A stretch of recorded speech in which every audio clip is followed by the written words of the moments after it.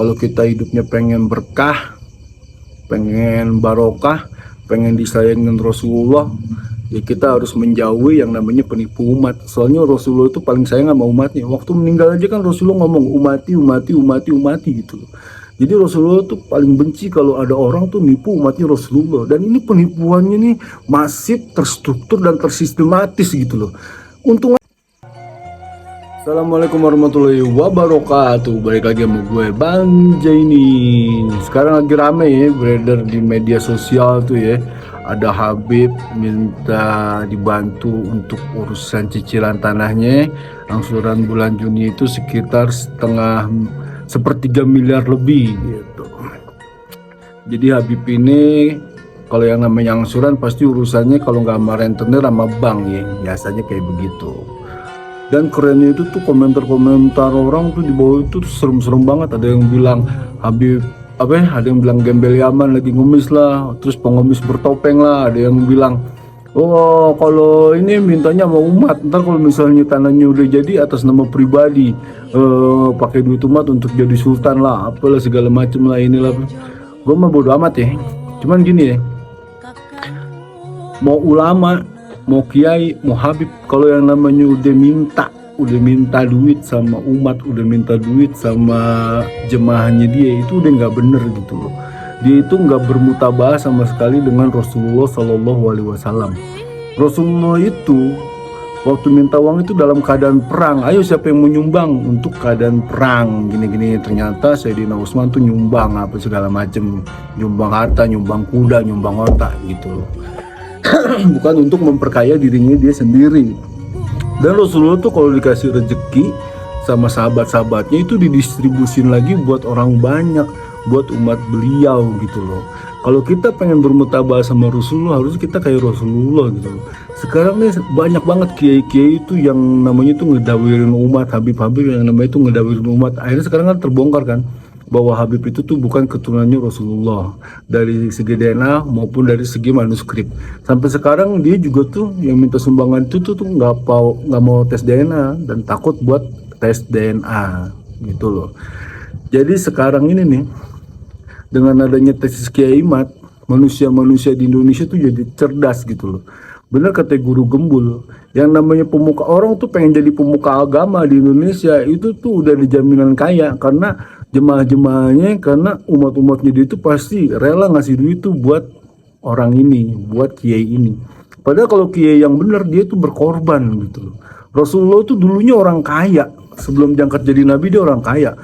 Pas diangkat jadi nabi, jangankan hartanya Rasulullah, harta istrinya tuh, hartanya Siti Khadijah itu didistribusin tuh buat umat semuanya. Bener-bener kalau kita pengen ngikutin Rasulullah, ya kita mesti ngeliat kiai itu yang berkorban buat umat. Contoh ya, waktu gue ke tempatnya Pak Kiai kemarin waktu Idul Fitri, itu santri-santrinya malah dikasih THR sama Pak Kiai. Terbalik, biasanya kan kalau di tempat-tempat lain tuh santri-santrinya tuh orang tuanya tuh pada ngasih duit, pada nyempelin duit buat gurunya. Ini mah terbalik. Jadi yang bener yang kayak begini, yang bener tuh kiai yang bener tuh harus cari kiai yang bener-bener berkorban buat umatnya gitu loh. Jangan kayak orang-orang kayak begini, jangan kayak Habib-Habib kayak begini gitu loh. Sekarang dia minta uang. Sekarang kalau satu bulan itu sekitar sepertiga miliar lebih, berarti itu tuh harga tanahnya itu puluhan miliar. Itu harga tanahnya tuh nggak kaleng-kaleng. Udah buat apaan gitu. Jadi bener ya.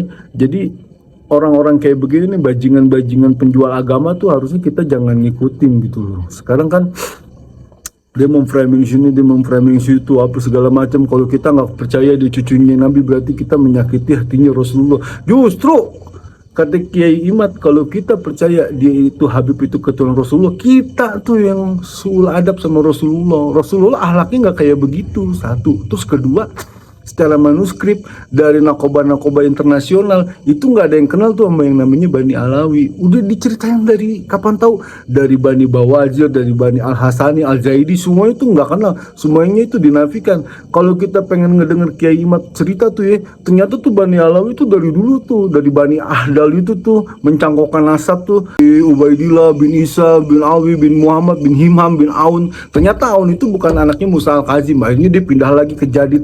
Pokoknya cerita detailnya tuh tonton aja tuh podcastnya Kiai Imat Kesono. Jadi dia tuh kesono kemari, akhirnya tuh yang waktu gue cerita tuh tahun-tahun kelahiran tuh banyak yang ngaco gitu. Ada yang bapaknya udah meninggal 4 tahun baru anaknya blojol gitu. Itu sperma siapa ya anaknya itu gitu loh. Ada yang bapaknya udah meninggal 80 tahun baru anaknya brojol.